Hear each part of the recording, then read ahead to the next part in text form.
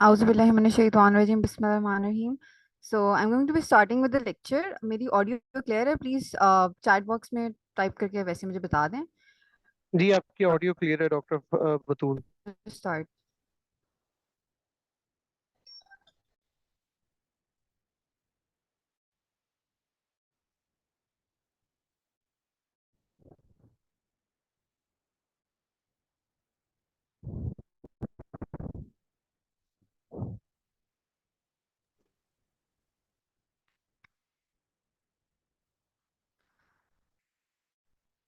चलें जी.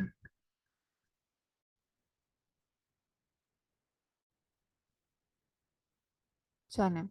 So basically, to all the participants, assalamu alaikum.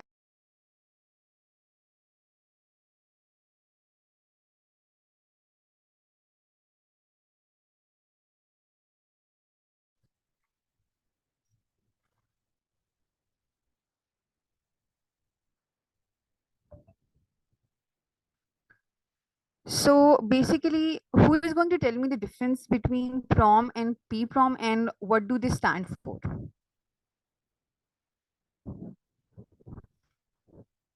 Kindly type in the chat box. तो होता क्या है कि we are going to be talking about rupture of membrane.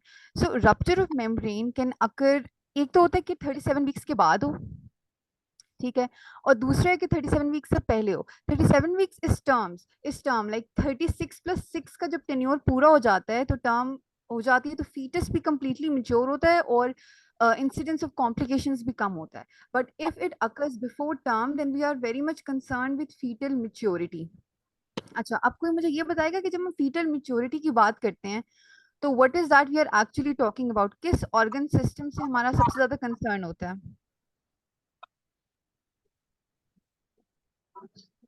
When we're talking about fetal maturity, we are mostly concerned with in OBS lung maturity.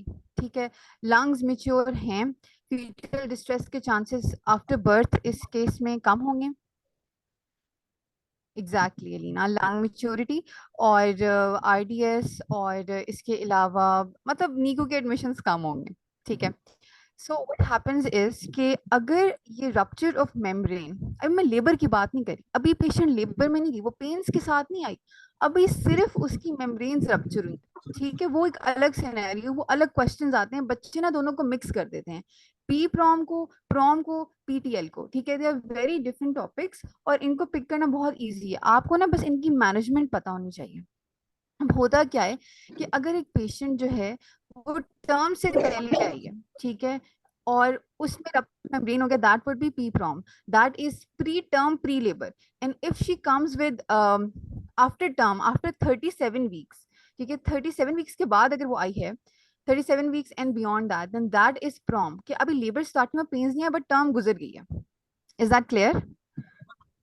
अच्छा, so right now our concern is, अभी आप prom को रहने दें, अभी issue जो है वो बहुत सीरियस है कि 37 वीक्स भी नहीं पूरे हुए.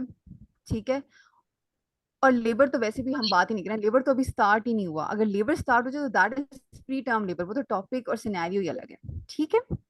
अच्छा, तो अब इस केस में पेशेंट आपके पास आई है and you are going to be considering P PROM. She is at, let's say she is at 36 weeks and she comes with a history of. अब पी प्रॉम में क्या मेन आपके पास सिनेरियो में हिस्ट्री का पॉइंट होगा? Maternal history. Female क्या complain करेगी?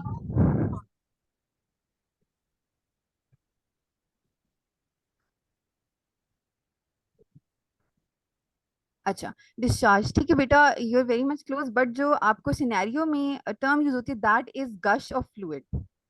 एक सेकेंड, ये मैं हाइलाइटर से लिख रही हूँ, मैं जरा पेन चेंज कर लूँ. आई एम सॉरी, थोड़ा सा ना ये ओरिएंट होने में टाइम लगेगा. हाँ, गश ऑफ फ्लूइड. ठीक है.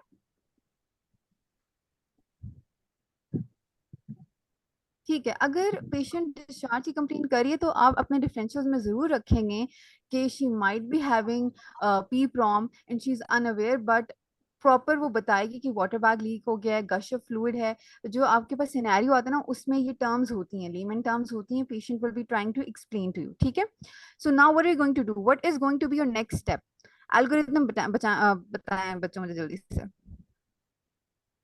डिफाइन हमने कर लिया है क्लिनिकली हिस्ट्री में हमें समझ आ गया कि पेशेंट जो है वो क्या कंप्लेंट्स करेगी, डिस्चार्ज की कंप्लेन करेगी और इसके अलावा gush of fluid.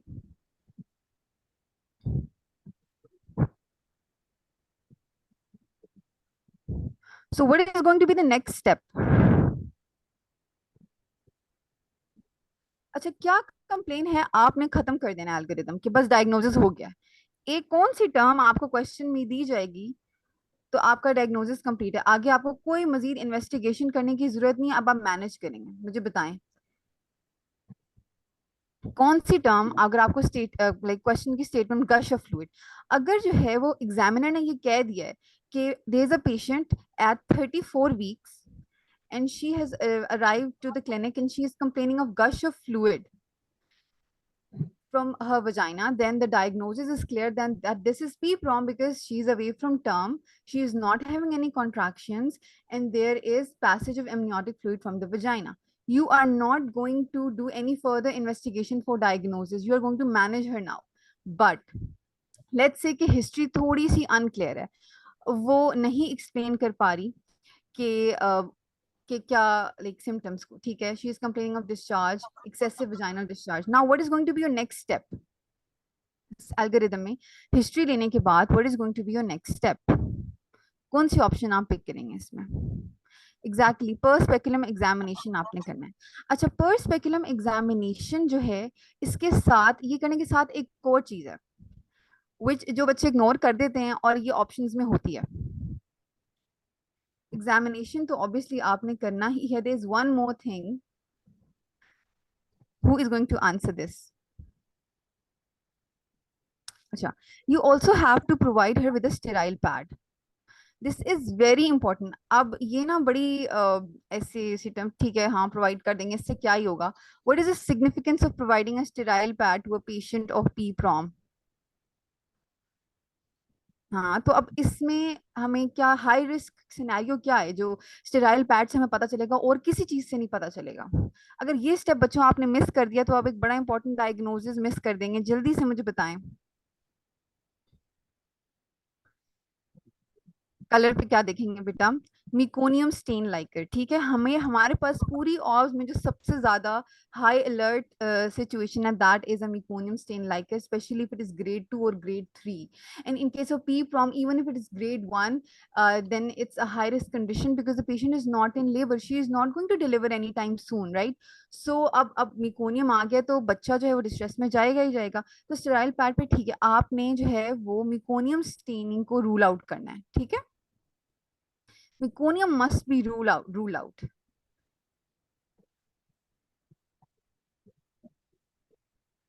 Okay, so I hope you were clear यहाँ तक. अच्छा, अब मुझे ये बताएं कि अच्छा एक और बात है कि पर स्पेकुलम एग्जामिनेशन करने से पहले ना ये कहा जाता है कि क्लिनिशियंस को चाहिए कि पेशेंट को लेफ्ट लेटरल पोजीशन में जो है वो थोड़ी देर के लिए मेंटेन रखें, क्योंकि लाजमी नहीं है कि जब आप स्पेकुलम जो है कस्को स्पेकुलम या डक स्पेकुलम जो भी आप टर्म यूज करें वो इंसर्ट करें, तो लाजमी नहीं है कि आपको फौरन जो है वो पूलिंग, जो हम थेरेटिकली पढ़ते हैं ना कि पूलिंग होगी फ्लूइड की वजाइनल फॉर्निसेस में, आपको नजर आ जाएगा, उसको हम कहते हैं ग्रॉस लीकिंग. अच्छा, या तो हिस्ट्री पे गश ऑफ फ्लूइड आ गया, खत्म बात. ठीक है, आपने मैनेज करना, डायग्नोसिस कंप्लीट है. या फिर पर स्पेकुलम पर आपको पुलिंग नजर आ गई फ्लूइड की around the os, around the cervical os, तो यहाँ पे भी डायग्नोसिस जो है वो खत्म है. लाइक आपको समझ आ गई बात, पर चीजें इतनी आसान नहीं होती. ठीक है, थोड़ा सा तो एग्जामिनर ने आपको जो है वो इसमें कंफ्यूज करना है. तो मुझे बताएं कि आपने प्री रिक्विजिट ये रखना है कि पर स्पेकुलम एग्जामिनेशन करने से पहले पेशेंट को लेफ्ट लेटरल पोजीशन में मेंटेन रखना है एटलीस्ट फॉर 10 to 15 मिनट्स, ताकि फ्लूइड जो है वो पूल हो जाए अगर वो है तो. ठीक है, so I hope you guys are clear with the significance of providing sorry, I'm really sorry with the screen issues, with the significance of providing a sterile pad. Right, we are done with this question. And then history pay, what are the terminologies which are going to help you diagnose the scenario? Okay, that is gush of fluid or excessive discharge. ठीक है, now what are you going to find on PS? अभी मैंने बताया per speculum examination, बच्चों आपको क्या नजर आएगा जब आप पीएस करेंगे कि आपका डायग्नोसिस क्लियर हो जाएगा कि हाँ ये पी प्रॉमी है। You are going to find pooling of secretions in the posterior fornix, ठीक है। Exactly exactly. अब ये टर्मिनोलॉजी अगर एग्जामिनर ने यूज कर लिया तब भी डायग्नोसिस क्लियर है, बट अगेन चीजें इतनी सिंपल नहीं होती, it's an exam. Now what if you are not sure कि पीएस पे क्या है, देयर इज सम डिस्चार्ज, ठीक है, लाइक इनकॉन्सिक्वेंशियल है, ठीक है। पीएस भी, हिस्ट्री भी आपकी इनकॉन्सिक्वेंशियल हो गई, ठीक है, बट आप सस्पेक्ट कर रहे हैं, पीएस भी आपका इनकॉन्सिक्वेंशियल, दोनों चीजें भी ना आपको जो है वो एक प्रॉपर डायग्नोसिस नहीं दे पा रही। Now what is the next step? What is the next step in this case? कि आपको ग्रॉस पूलिंग नजर नहीं आ रही, there is some discharge but you are not sure whether this discharge is liquor or not.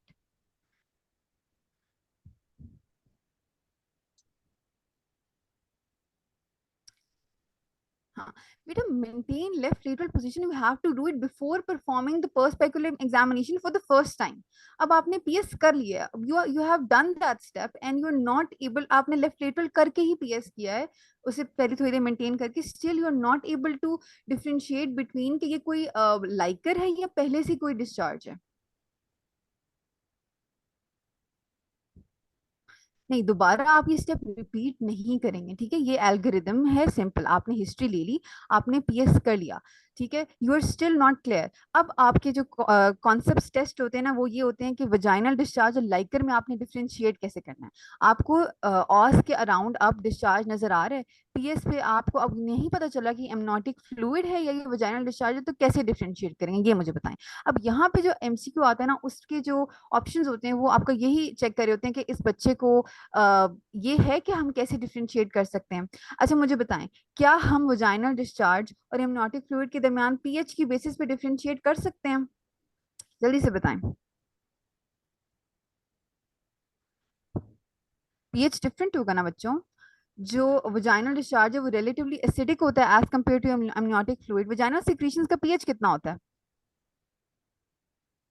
N average, regardless के cycle का कौन सा फेज है, अगर हम देखें तो 3.5 to 4 तक होता है, दैट इज रिलेटिवली एसिडिक। और जो एमनियोटिक फ्लूइड होता है that is going to be 7 to 7.3, तो अच्छा खासा डिफरेंस है।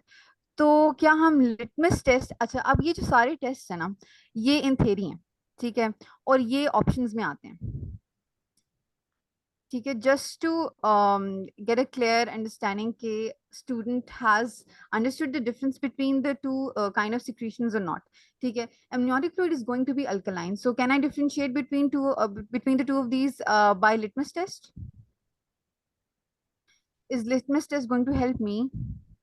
Exactly exactly. तो मैं लिटमस टेस्ट कर सकती हूँ। इसके अलावा we also have nitrazine paper test. अच्छा, तो ये 5 चीजें हैं, ठीक है, इनमें से कोई भी आपके पास ऑप्शन आएगी। अच्छा, अब ऑप्शन में से अब ये भी हो सकता है कि ये सारी चीजें ऑप्शन में गिवन हो, आपने जो है वो बेस्ट ऑप्शन को चूज करना हो या फिर बाकी ऑप्शंस गलत हो, ठीक है, इसमें से अब ये दो आपके पास क्वेश्चंस आ सकते हैं।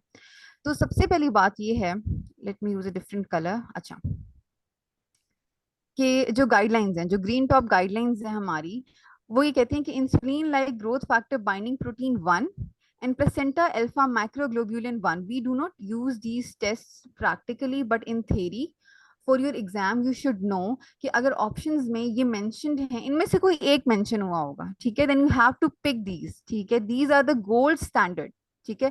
पर स्पेकुलम पे आपको नहीं समझ आया, हिस्ट्री भी इनकॉन्सिक्वेंशियल है, पीएस पे डिस्चार्ज नजर आ रहा है, बट अब नहीं समझ आ रहा कि ये एमनियोटिक फ्लूइड है या वजाइनल डिस्चार्ज है, you have to take a decision, right, because P PROM is like it's, it can turn into high risk condition, ठीक है। अभी हम आगे जाके देखते हैं what are you going to do.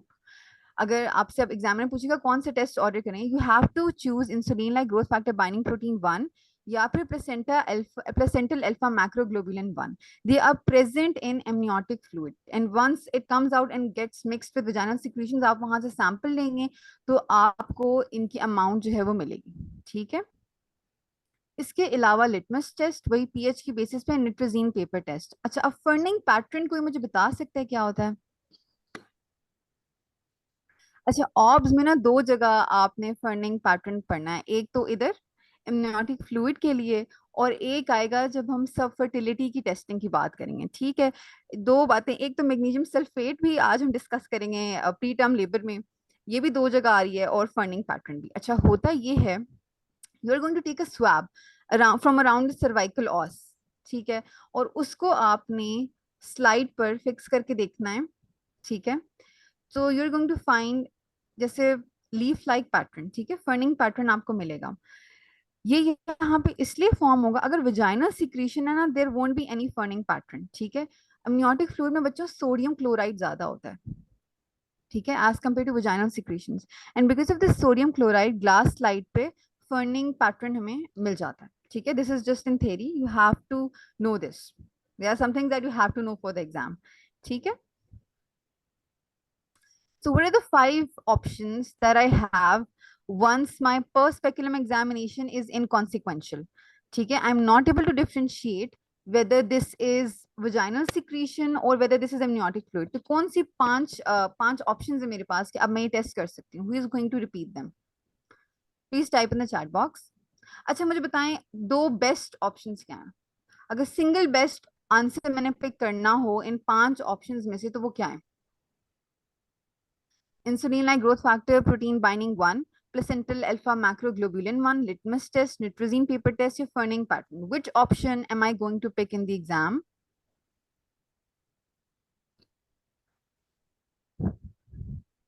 Either of the first two. ठीक हो गया? या तो insulin like growth factor binding protein 1 आपको दिया होगा तो आपने this is the single best option, या फिर placental alpha macroglobulin 1, this is also the single best. इन दोनों में से कोई एक ही होगा ऑप्शंस में, ठीक है।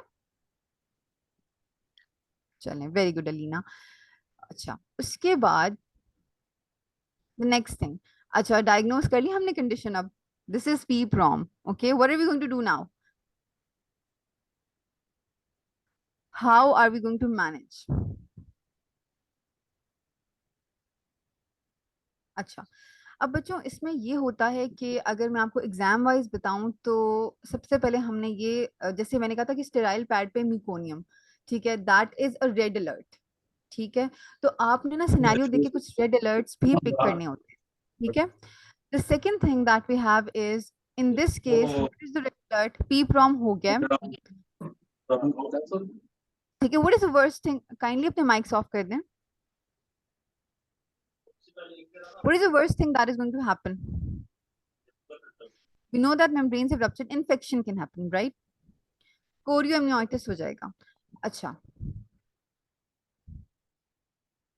Exactly, and that is going to cause fetal distress, ठीक है, मेटर्नो फीटल टेकिकार्डिया होगा, फीटल डिस्ट्रेस होगा, और that is going to be high risk pregnancy then, ठीक है। सो या तो हमने अब पी प्रॉम की पेशेंट आई है, लेबर में नहीं है, ठीक है, उसको पेन्स नहीं है, या तो हमने अब कोरियो को डायग्नोज करना है, या तो ऑलरेडी हुआ हुआ है, या हमने उसको प्रिवेंट करना है, ठीक है। तो सबसे पहले you have to admit the patient, of course provide her with a sterile pad, because अभी आपने कलर देखा था मिकोनियम नहीं था, but you also have to see कि कहीं डिस्चार्ज फाउल स्मेलिंग तो नहीं होगा, हो गया, या उसको, या फिर डिस्कलरेशन तो नहीं होगी मिकोनियम के अलावा, अगर डिस्कलरेशन हो या फाउल स्मेलिंग हो तो that is going to indicate chorio, ठीक है, कोरियमनाइटिस। इसके अलावा you are going to give it antibiotics. अच्छा, अब गाइडलाइंस और 10 टीचर्स दोनों का यही कहना है कि एरिथ्रोमाइसिन फॉर 10 डेज या फिर until you deliver the patient, ठीक है, 4 टाइम्स अ डे। एरिथ्रोमाइसिन ही इसका आंसर है कि आपने कौन सी एंटीबायोटिक यूज करनी है। अच्छा, अब मुझे ये बताएं कि स्टेरॉइड्स तो ठीक है, ये तो हर बच्चा आंसर कर लेगा, that is for lung maturity. Mag sulphate का क्या रोल है इसमें? ये मुझे कौन बताएगा कि यहाँ पर पी प्रॉम की पेशेंट को मेक्सिलफेट क्यों लगा रहे हैं? उसको कोई प्री इक्लेम्शिया थोड़ी है, कोई फिट्स का रिस्क थोड़ी है, why am I going to be using mag sulphate over here? Mag sulphate तो प्री टर्म लेबर को भी के लिए भी नहीं रिकमेंडेड, उसको भी प्रिवेंट नहीं करती, थोड़ा सा इसका रोल होता है calcium Uptake of smooth muscles को इफेक्ट करके मसल्स की कॉन्ट्रैक्शन को कम करती है, लेकिन प्री टर्म लेबर की कॉन्ट्रैक्शंस को कम करने के लिए रिकमेंडेड नहीं है। फिर क्यों पी प्रॉम और प्री टर्म लेबर की मैनेजमेंट में हम मेक्सेलफेट यूज करते हैं?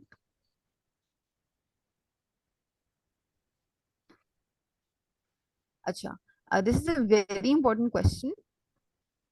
It is use for neuro protection, ठीक है। जो कुछ चीजें जो है ना, कुछ ड्रग्स का आपको ऑब्स के लिए बहुत अच्छे से पता होना चाहिए, ठीक है। Basically research has shown that if you give mag sulphate to women who have not reach term yet, तो उसमें जो बच्चे डिलीवर होते हैं उनमें फ्यूचर में सेरिब्रल पाल्सी का रिस्क कम होता है। तो उससे, इस रिसर्च से हमने स्टडी से ये कंक्लूड किया है कि mag sulphate is neuroprotective for the child, ठीक है। लेकिन अब ये आपने कितने वीक्स पर यूज करनी है, कोई रैंडम गेस करेगा कितने वीक्स पर? ये 10 टीचर्स में मेंशन नहीं है, बट यू शुड नो, क्योंकि मेक्सल्फेट एक ही इसका प्रीक्लेम्शिया के अलावा यूज है ऑब्स में, तो आपको इसका पता होना चाहिए कि कितने वीक्स तक आप इसको यूज कर सकते हैं। 36 वीक्स के बच्चे, 36 वीक्स पर आप जो है वो मेक्सल्फेट नहीं लगाएंगे, ठीक है। You can use it from 24 till 29 weeks या 28+6, ठीक है। 24 वीक्स पाकिस्तान में प्रैक्टिकल नहीं है, एज ऑफ वायबिलिटी हमारी 24 वीक्स पर नहीं होती, बिकॉज पर गाइडलाइंस क्योंकि इंटरनेशनल हैं, तो we have to keep this in mind कि फ्रॉम 24 to 29 वीक्स अगर पेशेंट पी प्रॉम के साथ आ रही है और हमें लग रहा है कि शायद ये विद इन 48 आवर्स डिलीवर कर जाए, then we are going to go for Megsulfate. ठीक हो गया, यहाँ तक क्लियर है? Kindly type in the chat box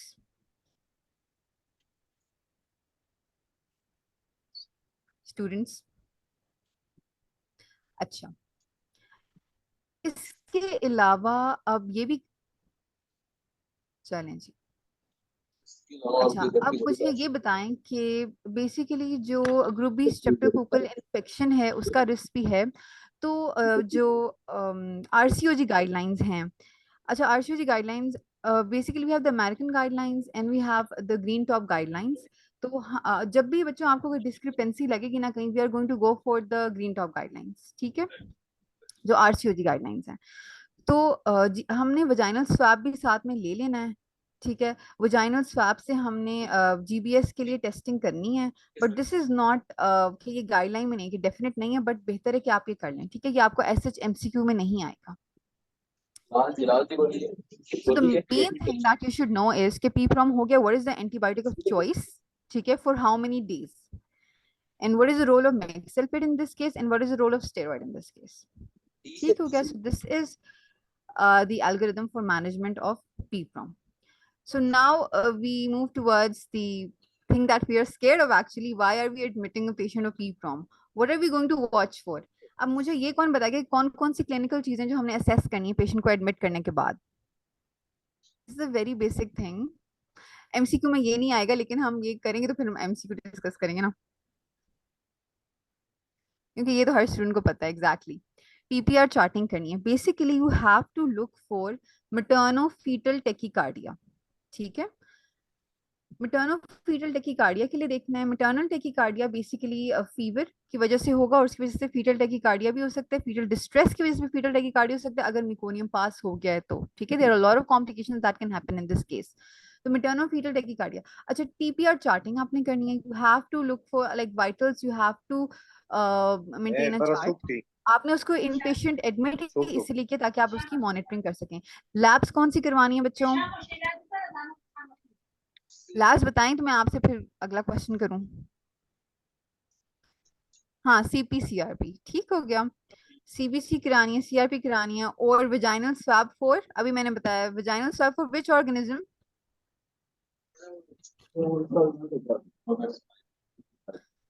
group B streptococcus, ठीक है। अच्छा जी, अब मुझे ये बताएं, मैं आप सब क्वेश्चन करती हूँ। हाँ ठीक है। अच्छा, ना तो क्वेश्चन इज कि पेशेंट आई है वही 34 वीक्स पर है, diagnose P from, I have diagnosed it on PS. PS पे there was gross pooling in the posterior vaginal fornix. So my diagnosis is clear. I have admitted the patient. ठीक है? She is vitally stable. But मैंने उसको सारी जो अभी हमने management किया ना वो हो चुकी है, ठीक है। एरिथ्रोमाइसिन भी स्टार्ट करवा दिया है, ठीक है, उसकी मेडिसिन शीट में वो भी ऐड है। डेक्सा कवर मैंने उससे एक दिन पहले डेक्सा की फर्स्ट डोज लगवा दी, डेक्सा कवर से जा चुके हैं एक दिन पहले, ठीक है, ये प्लीज सुन लें ताकि आपको आंसर देने में हेल्प हो। नेक्स्ट थिंग इज कि उसको स्टेराइल पैड भी दे दिया है, उससे भी क्लियर लाइकर है, ठीक है। उसका सीआरपी नॉर्मल है, ठीक है, कोई उसको साइंस ऑफ कोरियो नहीं है, बट उसका टीएलसी काउंट रेज्ड है। तो क्या मैं कोरियो इम्यूनाइटिस का डायग्नोसिस करूंगी? Why is the TLC count raised in this case? यहाँ पे सिनेरियो में आपको कोई और रीजन मिल रही है टीएलसी काउंट ज्यादा होने की? कोरियो तो नहीं है, बिकॉज क्लिनिकली भी नहीं है, सीआरपी भी नॉर्मल है, आइसोलेटेड इंक्रीज है व्हाइट ब्लड सेल काउंट में। क्या रीजन लग रही है यहाँ पे आपको? रीजन लिखी हुई है सामने, just a random guess, at least try to answer the question. अच्छा इसमें एक स्पिरुलिना, हाँ वही मैं देख रहा हूँ, स्पिरुलिना और एक और है वो alpha extra.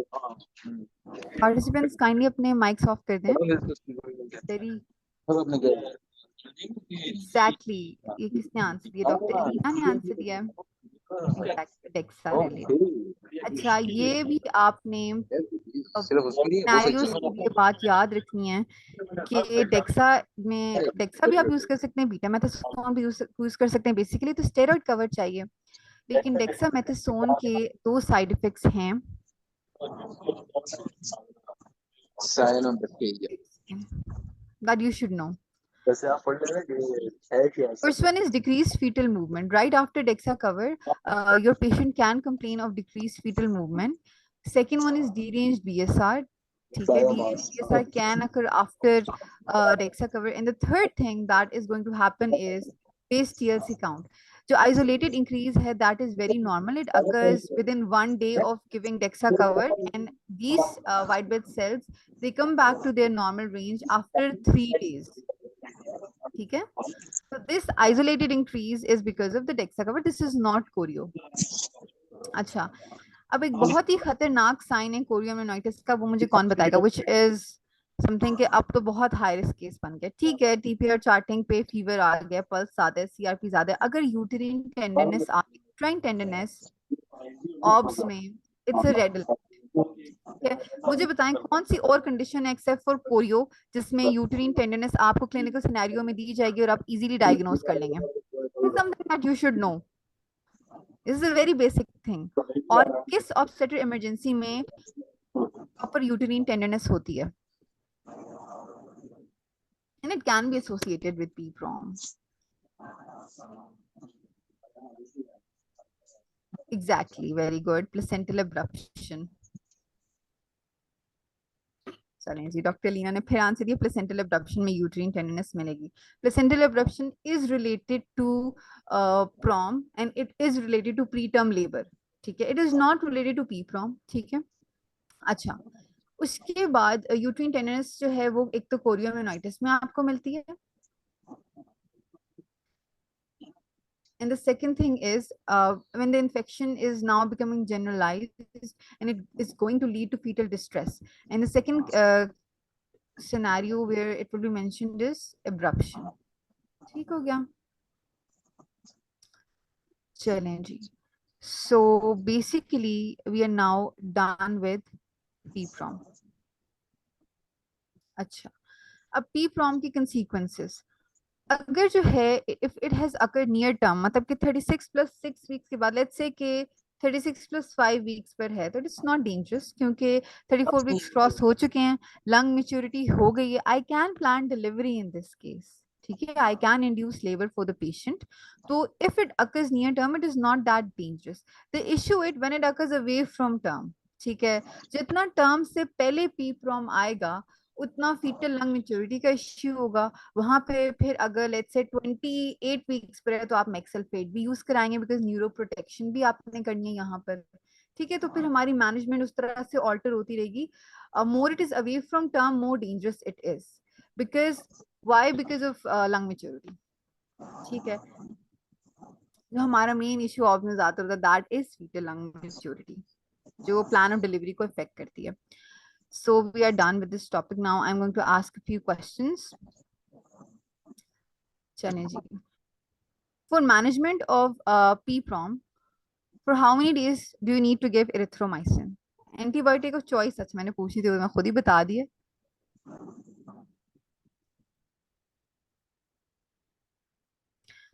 Mode of delivery, ठीक है, इस पे हम अभी डिस्कस करते हैं। ठीक है, अब मुझे बताएं, एंटीबायोटिक ऑफ चॉइस इरिथ्रोमाइसिन है 10 डेज के लिए एग्जैक्टली या फिर अंटिल डिलीवरी, दोनों ऑप्शंस आपको दी जा सकती हैं, लेकिन अगर 10 डेज है तो आपने उसको चूज करना है एग्जैक्टली। ठीक है, गाइडलाइंस दोनों बातें कहती हैं।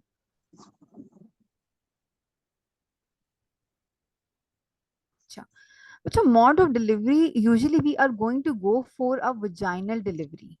ठीक है, वजाइनल डिलीवरी, एक सेकेंड मैं जरा मार्कर ठीक कर लूँ, ये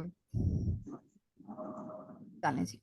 वजाइनल डिलीवरी ही हमने करनी है, लेकिन अब इशू ये है कि टर्म से कितना दूर है। लेट्स से कि 34 वीक्स क्रॉस हो गया तो लंग मेच्योरिटी के लेके हम थोड़ा सा हैं कि अच्छा लंग्स मेच्योर हो गई हैं, जो फीटस है उसके सर्वाइवल और प्रोग्नोसिस अच्छा होगा। तो आप क्या करेंगे, आप इंडक्शन ऑफ लेबर, हम आगे पढ़ेंगे, आप लेबर को इंड्यूस कर सकते हैं।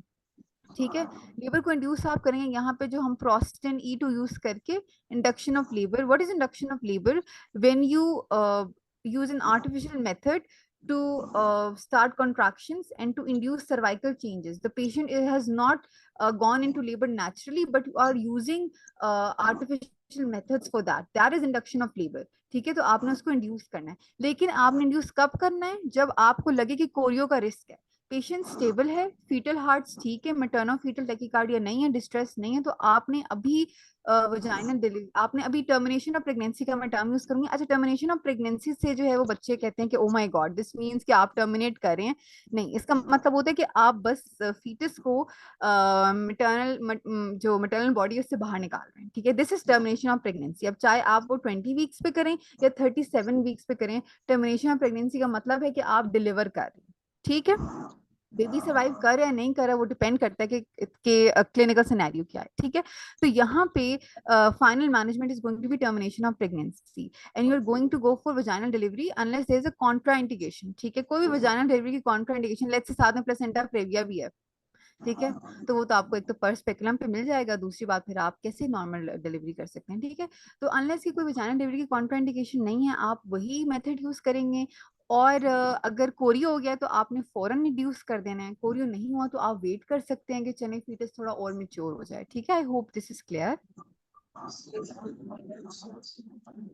अच्छा बच्चों, इसमें जो है वो 4 आवरली, इन पेशेंट एडमिशन में आपने 4 आवरली देखना है। ठीक है,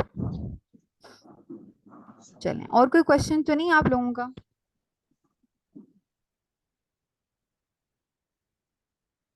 अच्छा, जो लैब्स है ना, हाँ मैं बताती हूँ, वैसे ये क्वेश्चन आपसे पूछा नहीं जाएगा, लेकिन अच्छा ये किसने क्वेश्चन किया?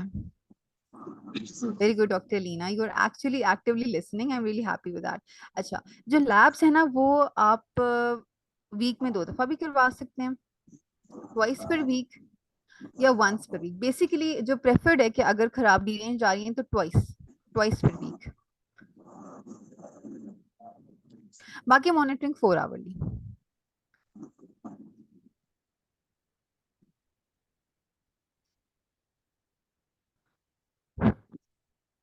ठीक हो गया, चलें जी, we are done with P PROM. अच्छा, ये ना मैं थोड़ी देर बाद आपसे दोबारा क्वेश्चंस करूंगी जो एमसीक्यूज आ सकते हैं या जो आए हुए हैं। ठीक है, तो please I hope that this is clear. Now we are going to move towards next topic, that is pre term labour and PROM. अच्छा अच्छा, वैसे ये कहा जाता है कि अगर रप्चर मेम्ब्रेन हो गया ना तो बहुत चांसेस हैं कि with in 24 to 48 hours contractions भी आ जाएंगी। ठीक है, मतलब कि ये भाई एक सेकेंड, एक तो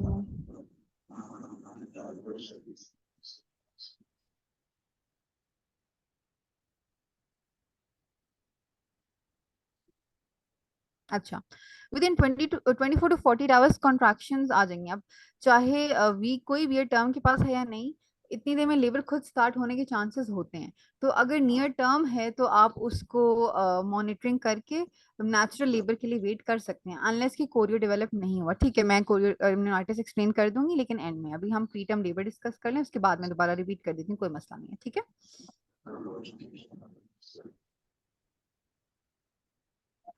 if presents with contractions and P-prom, then this is not P-prom, this is preterm labor. ठीक है, फिर तो हमारा सिनेरियो डिफरेंट है. I was talking about a situation in which there are no contraction, there is no labour. Okay, doctor Leena ने हमारा जो question किया, that is our next topic, that is pre term labour. ठीक है, चलें जी, अब हम बात करते हैं प्री टर्म लेबर की. What is pre term labour? ये आपसे एग्जामिनर नहीं पूछेगा what is pre term labour, because ये आप सबको आता है. ठीक है, onset of labour before term, that is before 37 weeks. 36 plus 6 weeks पर अगर उसको कॉन्ट्रैक्शंस आएंगी, that is pre term labour. अब आपसे एग्जामिनर पूछेगा अर्ली और लेट में डिफरेंस बताएं. ये आप बच्चों मुझे बताएं, what is the difference between early pre term labour and let pre term labour. जैसे रप्चर ऑफ मेम्ब्रेन हमारे पास दो तरह का है, एक है pre labour rupture of membrane और एक है pre term pre labour rupture of membrane, मतलब प्रॉम और पी प्रॉम. उसी तरह से प्री टर्म लेबर भी दो तरह का है, that is early and late. जल्दी बताएं कितने वीक्स पे हम इसको डिफरेंशिएट करते हैं अर्ली एंड लेट में. This is the question that you are going to gate.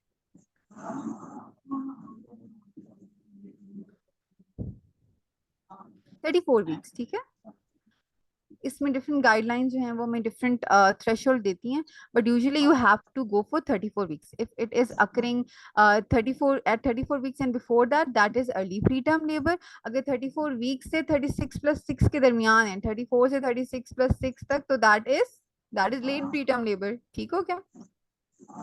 अच्छा, प्री टर्म लेबर की डायग्नोसिस के लिए ना you won't be given all these things, ये आपको वैसे पता होनी चाहिए.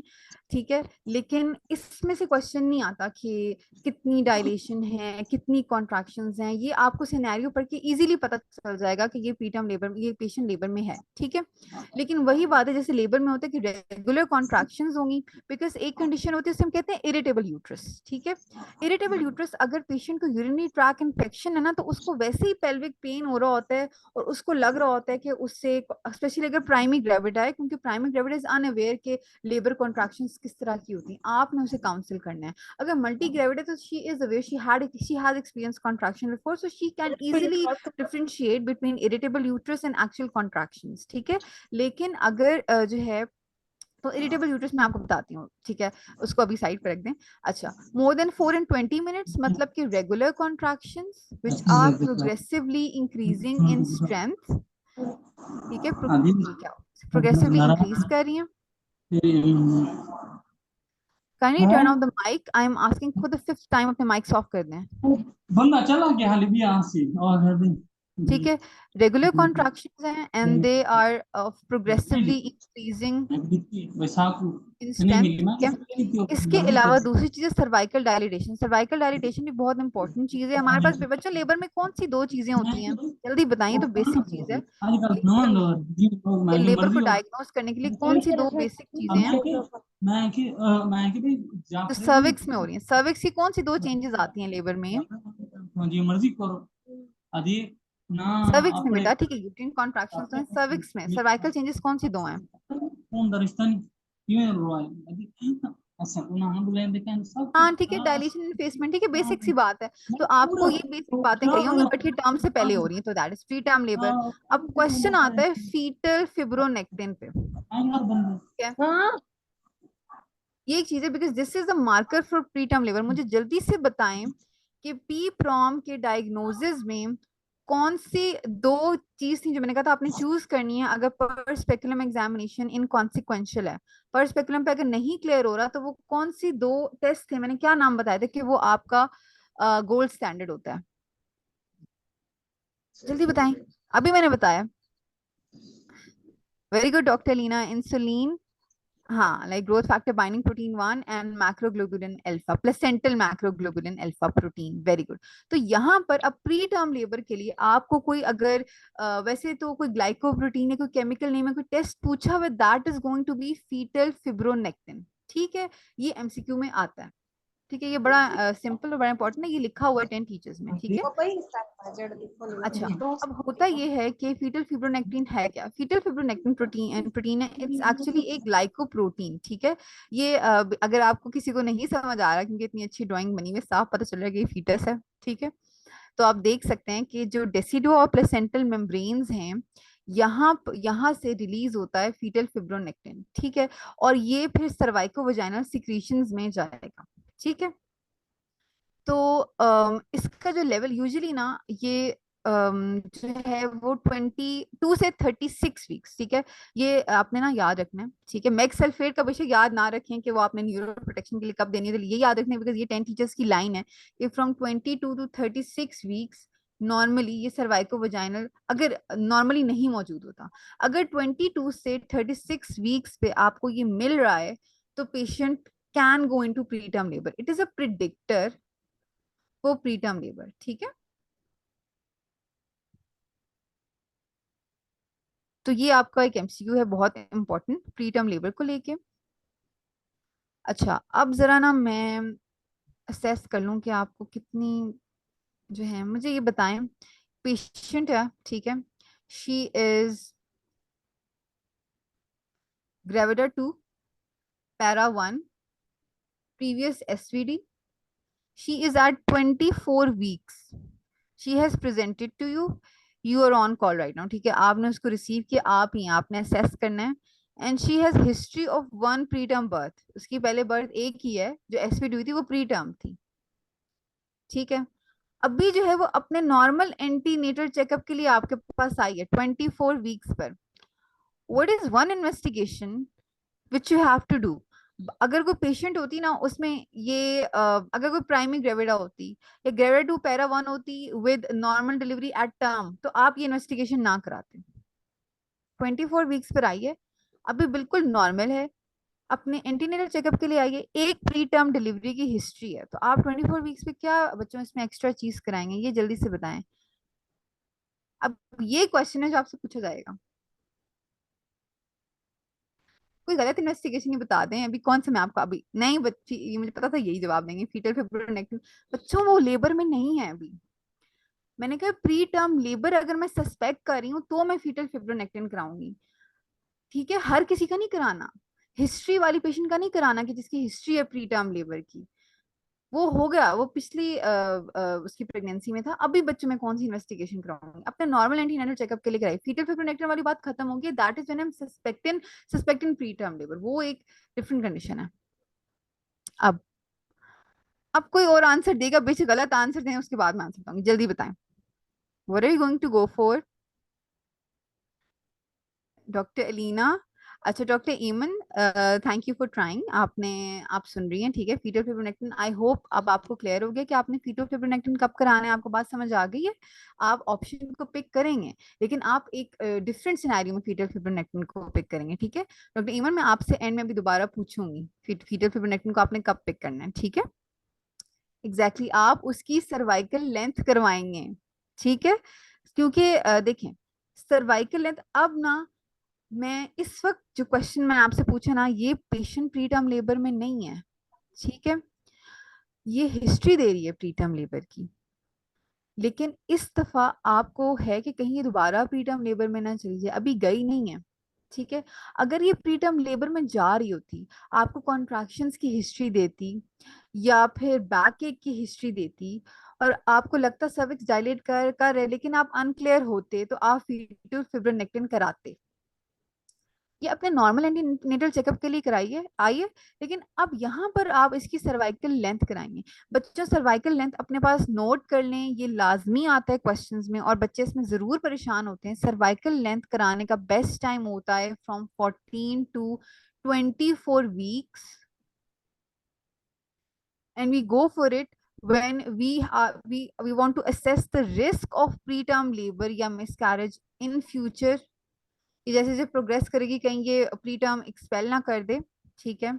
और अगर ये जो सिनेरियो है ना, मैं सर्कलाज आपको बाद में पढ़ाऊंगी, वो बड़ा लेंथी टॉपिक है, लेकिन वैसे ही बिकॉज इट्स सैम्पल लेक्चर, तो मैं चाह रही हूँ कि थोड़ा सा हम चीजों को ओरिएंट करें।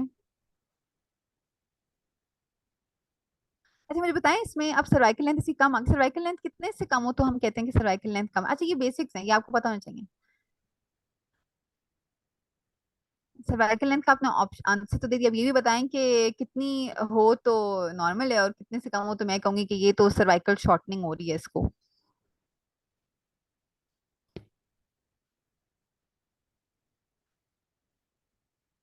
बच्चों 25 mm, ठीक है।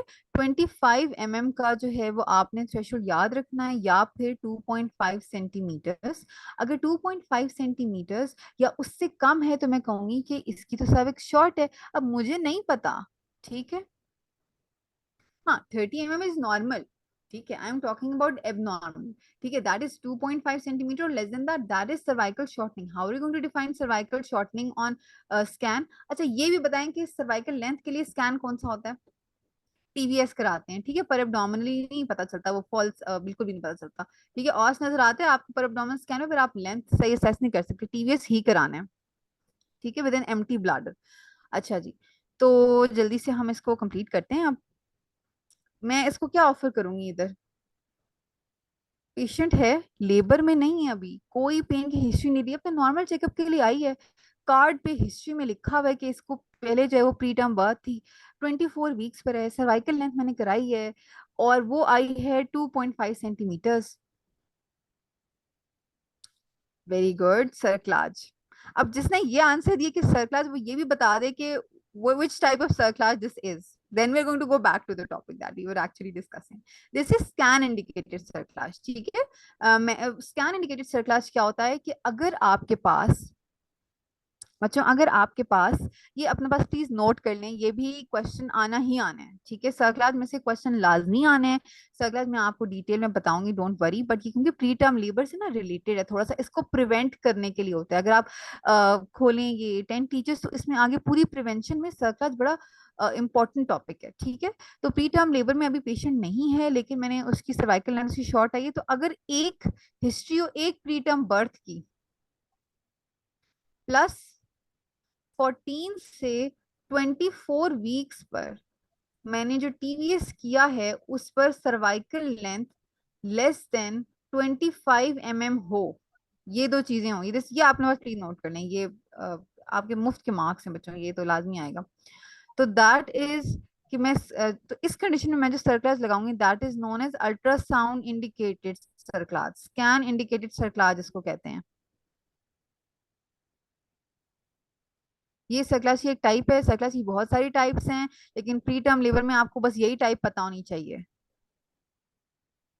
बच्चों आपको ये समझ आ गया स्कैन इंडिकेटेड सर्कलास की डेफिनेशन, कि अगर हिस्ट्री है एक प्री टर्म बर्थ की और साथ में टीवीएस फ्रॉम 14 टू 24 वीक्स पर, उस पे आपके पास सर्वाइकल लेंथ कम आई है, तो अभी वो प्री टर्म लेबर में गई नहीं, आप उसको बचाना चाह रहे हैं, तो आप सर्कलास ऑफर करेंगे for prevention, and that is called as scan indicated cerclage. चलें जी।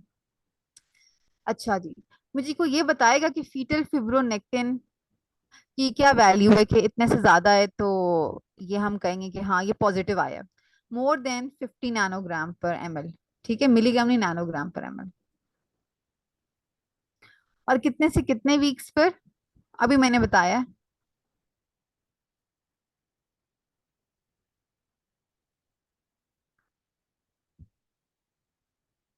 बिटवीन 22 to 36 वीक्स, ठीक है, वेरी गुड।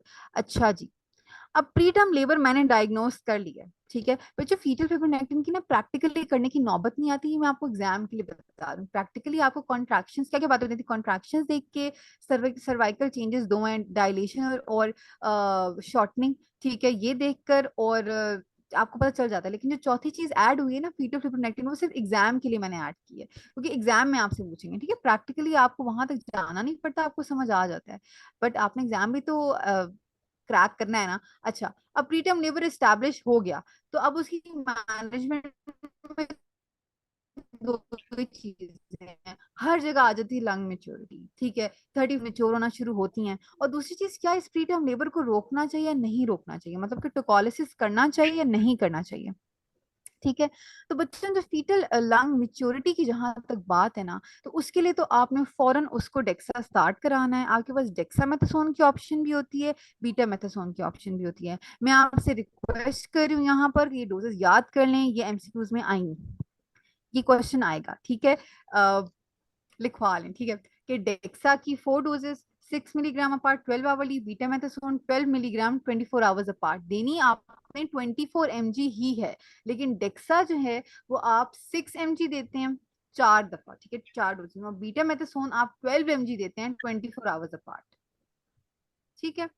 अच्छा, अब टोकोलाइज करना है या नहीं करना, कि यही चीज हमें बताएगी कि लंग मैच्योर है या नहीं। अगर जो है वो, अच्छा बच्चों इसमें ना डिफरेंट बुक्स और डिफरेंट गाइडलाइंस टोकोलिसिस के लिए डिफरेंट कहती हैं। वैसे आप अपने माइंड में रख लें कि 33 वीक्स अगर गुजर गए हैं ना, तो टोकोलिसिस इतना रिकमेंडेड नहीं, क्योंकि देखिए टोकोलिसिस आपका मकसद क्या है टोकोलिसिस का, who is going to answer this question, ये भी आपका एमसीक्यू है। Why are we going to go for tocolysis? हम चाह रहे हैं कि उसका प्रीटर्म लेबर ना हो, क्योंकि प्रीटर्म लेबर एक बुरी चीज है, इसलिए। क्या टोकोलिसिस का प्रीटर्म लेबर बिल्कुल रोक देगा, वो फिर टर्म पर ही जाके जो है उसको पेन्स आएंगे? Because we want time for fetal lung maturity, that is why we are tocalizing the patient, ठीक है। टोकोलिसिस आपके पास यूजुअली अगर इफेक्ट करेगा तो 48 आवर्स तक डिले करता है। वैसे पेशेंट्स का हफ्तों तक डिले हो भी जाता है, बट फॉर एग्जाम आप याद रखें कि टोकोलिसिस 48 आवर्स तक आपके पास डिले करेगा, इससे ज्यादा इसकी इन थेरी जो है वो इफेक्टिवनेस नहीं है। आपको इतना टाइम देगा कि आप उसको बीटा मेथासोन की 2 डोजेस लगा दें, या आप उसको डेक्सा की रेस्क्यू डोजेस लगा दें। कि लंग मेच्योरिटी, देखें मुझे अब ये बताएं डेक्सा कितनी देर में एक्ट करता है? अगर मैं उसको डेक्सा कवर लगवा रही हूँ तो कितनी देर में उसकी लंग मेच्योरिटी स्टार्ट हो जाएगी डेक्सा से? मतलब कितनी देर में डेक्सा का इफेक्ट आता है? 24 आवर्स में आ जाता है, ठीक है। पहली डोज का इफेक्ट 24 आवर्स में आ जाता है। So I just need time, I need 24 to 48 hours so that the effect of steroid cover can happen. That is why I am tocolysing the patient. I am not tocolysing the patient कि भाई preterm labour खत्म हो जाए, नहीं नहीं, अपने ये चीज कॉन्सेप्ट क्लियर करें। यही चीजें आपसे एग्जाम में पूछी जाती हैं। चलें जी, अब आ जाते हैं हमारे पास पेट क्वेश्चन। मैंने आंसर सामने लिखा हुआ है। बेस्ट टोकोलिसिस के एजेंट क्या है? What am I going to pick options में से? जल्दी बताएं, हम रैप अप करेंगे, बड़ा आसान टॉपिक है। आई होप अगर आसान नहीं था तो अब हो गया होगा। कैल्शियम चैनल ब्लॉकर्स, ठीक है। कैल्शियम चैनल ब्लॉकर्स में क्या हमारे पास आ जाते हैं? ड्रग बताएं, what is the drug of choice? Nifedipine, ठीक है। लेकिन साथ में निफेडिपिन के साथ आपने डोज याद रखने की जरूरत नहीं है अभी बिल्कुल भी, ठीक है। You have to monitor her blood pressure and her heart rate, because calcium channel blocker है ना, तो पेशेंट हाइपोटेंशन में जा सकती है, ठीक है। और हम नहीं चाहते कि अब वो हाइपोटेंशन में चली जाए, और ऑलरेडी फीटल मेच्योरिटी का इश्यू है तो फीटल डिस्ट्रेस भी हो जाए, हम ये सब नहीं अफोर्ड कर सकते। फिर आ जाते हैं हमारे पास बीटा एगनिस्ट की ऑप्शन, राइटोड्राइन वगैरह। We also have oxytocin receptor antagonist which is atosiban, ठीक है। अच्छा, एक लाइन आप लोग प्लीज जो है वो याद रखिएगा, जो कि 10 टीचर्स ने कही हुई है। Exactly exactly. हाँ, ये बात मैं रिपीट कर देती हूँ, कोई इशू नहीं है, ठीक है। कि कैल्शियम चैनल ब्लॉकर्स बेस्ट होते हैं बिकॉज इनके ना एडवर्स रिएक्शंस रिलेटिवली कम होते हैं, ठीक है। और बीटा एगनेस्ट का इश्यू है कि इसमें पल्मोनरी एडीमा और ये सारे रिस्क हैं। अब ना मैं एक क्वेश्चन आपसे पूछती हूँ, पहले मुझे बताएं कौन सी ऐसा प्रोसीजर है ऑब्स में जिसमें टोकोलिसिस की जरूरत पड़ती है और उसमें आपने बीटा एगनेस्ट का ऑप्शन पिक करना है? जल्दी से बता दें बच्चों, गलत ही बता दें, आंसर तो देना। टोकोलिसिस अगर प्रीटर्म लेबर है, मैंने पेशेंट को टोकोलाइज करना है, मैं क्या दूंगी? निफिडिपिन। ये मेरा ये करेक्ट आंसर, ठीक है। ये ऑप्शन आपने पिक करनी है, ठीक है। ये तो नो ब्रेनर है, इसमें कुछ सोचना नहीं है। लेकिन कौन सी ऐसी कंडीशन है जो अगर मुझे एमसीक्यू में दी गई है तो मैं बीटा एगनिस्ट को as my agent for tocolysis pick करूंगी? Hurry up. एक कंडीशन है ऑब्स में, वो प्री टर्म लेबर नहीं है, लेकिन उसमें से प्री टर्म लेबर हो सकता है, और उसमें मैंने बीटा एगनिस्ट को पिक करना है। बच्चों अगर आंसर नहीं आता तो ये लिख दें कि नहीं पता, ताकि हम आगे मूव करें जल्दी से। दैट इज एक्सटर्नल कैफेलिक वर्जन, ठीक है। ECV जो हम करते हैं ब्रीच के लिए, अगर बच्चे की प्रेजेंटेशन ब्रीच है तो हम उसको वापस कैफेलिक करने के लिए एक्सटर्नल कैफेलिक वर्जन करते हैं, जो हम पढ़ेंगे आगे। और उसके लिए हमें टोकोलिसिस करना होता है because patient can go into pre term labour.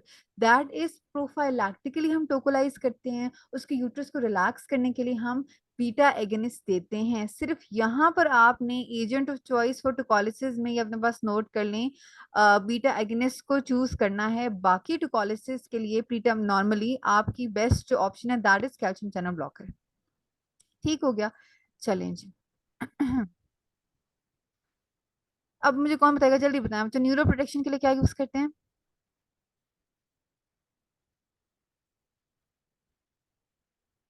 Neuro protection के लिए क्या यूज करेंगे?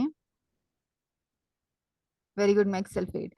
और फार्माकोलॉजिकल क्वेश्चन अगर आपका आ जाता है तो मुझे बताएं कि मैक्स सल्फेट का क्या प्री टर्म लेबर पे कोई इफेक्ट आता है फार्माकोलॉजिकली? क्लिनिकली तो नहीं आता, प्री टर्म लेबर को नहीं रोकेगा, लेकिन फार्माकोलॉजिकली क्या इसका मैकेनिज्म ऑफ एक्शन है कि फार्माकोलॉजिकली हम कह सकते हैं हाँ कि शायद ये प्री टर्म लेबर को करता हो लेकिन करता नहीं है, मैग्नीशियम इफेक्ट लाता नहीं है? जल्दी बताएं।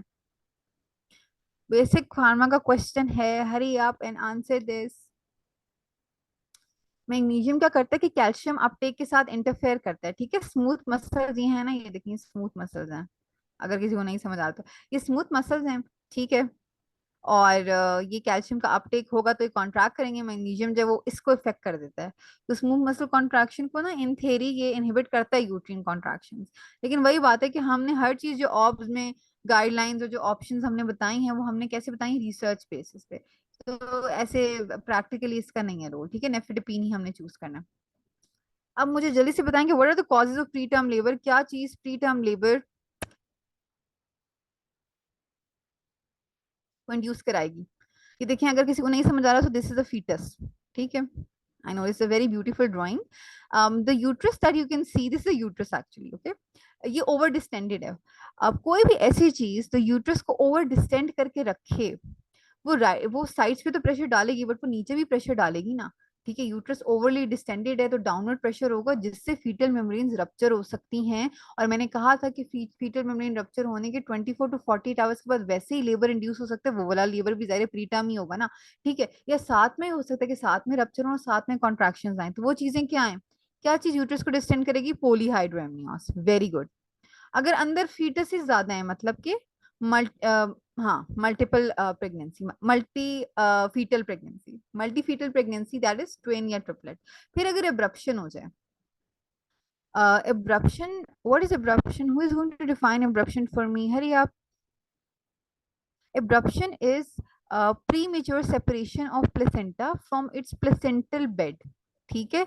Usually third stage of labour में प्लेसेंटा सेपरेट होता है, ये पहले ही हो गया है। तो जब पहले ही एक सेकेंड, प्लेसेंटा सेपरेट होता है ना, प्लेसेंटल सेपरेशन के भी दो मेथड्स होते हैं, वो हम थर्ड स्टेज ऑफ लेबर और एब्रप्शन में डिस्कस करेंगे।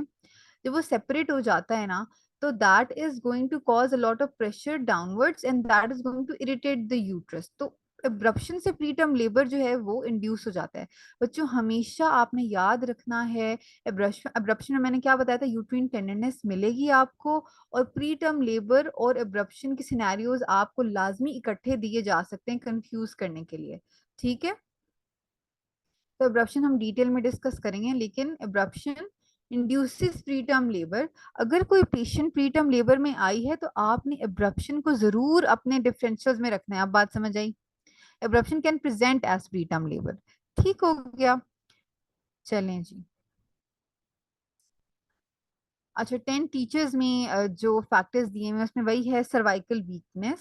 सर्वाइकल वीकनेस बहुत वास्ट टॉपिक है, it is going to covered with cervical cerclage. But मैं आपको वैसे बता देती हूँ कि अगर कोई पेशेंट है उसकी पहले से कोई सर्वाइकल बायोप्सी हुई हुई है, ठीक है, जो हम कौन बायोप्सी लेते थे ना उसके लिए, HPV के लिए, तो उससे ना या फिर अगर सर्वाइकल कैंसर की सर्जरी हुई है तो आपने सर्विक्स को कंजर्व की, थोड़ी सी सर्वाइकल लेंथ तो उसमें जाती है ना, तो सर्वाइकल शॉर्टनिंग हो जाती है। तो जब सर्वाइकल शॉर्टनिंग हो जाती है तो उसको हम कहते हैं कि सर्वाइकल वीकनेस पहले से है, ठीक है। तो उससे फिर pre mature cervical dilatation start हो जाती है, कॉन्ट्रैक्शंस आए ना आए सर्वाइकल डायलिटेशन स्टार्ट हो जाती है, और उस केस में प्री टर्म लेबर हो जाता है। तो इसका आंसर हमारे पास हमेशा इससे प्रिवेंट करने के लिए हम सर्कलाज कर सकते हैं, और हम कुछ नहीं कर सकते बच्चों इस केस को हम इसकी प्रिवेंशन के लिए। दूसरी आ जाती है कि कोई यूट्रस में एनॉमली है, मतलब कि देखिए अगर यूट्रस एनॉमलस है, लेट्स से कि सेप्टा है, ठीक है, अंदर, या फिर बायकॉर्नल है, तो उस केस में स्पेस, रिलेटिव स्पेस कम होगी ना। एक नॉर्मल यूट्रस में देखें स्पेस है फीटस के लिए कि वो अच्छे से इम्प्लांट हो, लेकिन अगर दुनिया में सेप्टा आ गया या फिर उसके यूट्रस के दोनों हॉर्न सेपरेट बने हुए हैं, तो कम रिलेटिव सरफेस एरिया कम होगा यूट्रस वो फीटस को इम्प्लांटेशन के लिए, तो पहले ही वो वीकली इम्प्लांटेड होगा, तो वो प्री टर्म लेबर में चली जाएगी पेशेंट, ठीक है। या फिर स्ट्रेस भी फैक्टर्स में लिखा हुआ है, ठीक है। बाकी फैक्टर्स हम डिस्कस कर चुके हैं। So these are the things which are causes of preterm labor. I hope you guys have understood that how are we going to manage preterm labor. ठीक हो गया? एक सेकेंड। अच्छा मुझे कौन बताएगा what is PROM? What is PROM? It is pre term rupture of membrane, ठीक है। तो प्रॉम में भी यही वही मैनेजमेंट है जो पी प्रॉम की है, बस इतना है कि PROM is not that dangerous, because अगर प्रॉम हो जाए तो कोरिया का रिस्क है, लेकिन अगर प्रॉम में आप इंड्यूस करके लेबर को आर्टिफिशियल मेथड से लेबर स्टार्ट कराते हैं तो बच्चा सही मेच्योर होगा, उसमें आपको लंग मेच्योरिटी का इशू नहीं है, बिकॉज अभी टर्म क्रॉस हो गई है, बस लेबर स्टार्ट नहीं हुआ। अच्छा जी, तो स्टूडेंट्स यही आज का टॉपिक था। आई नो कि बहुत ये वास्ट है, लेकिन मैंने उतना ही कवर कराया है जितना एमसीक्यूज को लेकर इम्पोर्टेंट है, और बहुत सारी चीजें इसमें हम प्रैक्टिकली नहीं करते, लेकिन आपसे एग्जामिनर पूछेगा, इसलिए आपको पता होनी चाहिए। So are you guys clear with whatever we studied today? I hope समझ आ गया।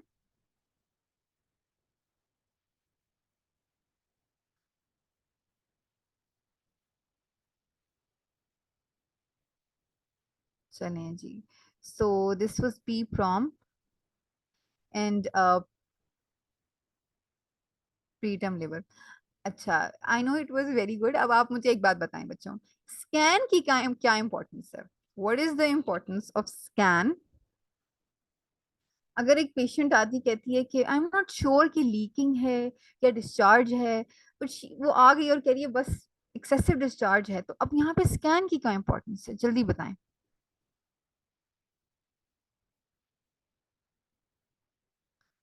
Why are you going to pick scan? Reduced liquor on scan, very good. देखें, स्कैन में आपको फीटल वेल बीइंग तो पता चल ही जाएगी ना, अमाउंट ऑफ लाइकर आपको उससे भी पता चल सकता है। एएफआई अगर, अच्छा ठीक है, तो एएफआई रिड्यूस्ड अगर है, ये गाइडलाइंस, अच्छा बच्चों जो आरसीओ जी गाइडलाइंस हैं वो ये नहीं कहती कि स्कैन करें, लेकिन एग्जामिनर आपसे पूछेगा, ठीक है, बिकॉज ये लाजमी तो नहीं, आप तो आपके जनरली आपके ना एल्गोरिदम में आप स्कैन को रखें। जल्दी से मुझे बताएं, पर स्पेकुलम पे आपको नहीं समझ आ रहा, आप क्या क्या कराएंगे? आप 5 टेस्ट हैं जो मैंने आपको बताए हैं, आप वो 5 टेस्ट कराएंगे।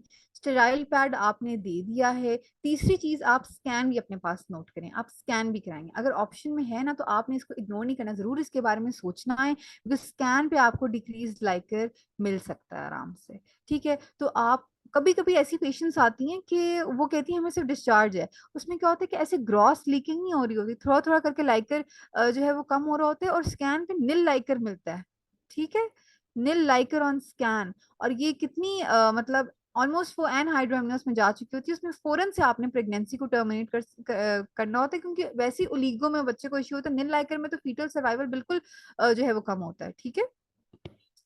तो ये था आज का हमारा topic, and thank you very much. चलें जी, we are done with this.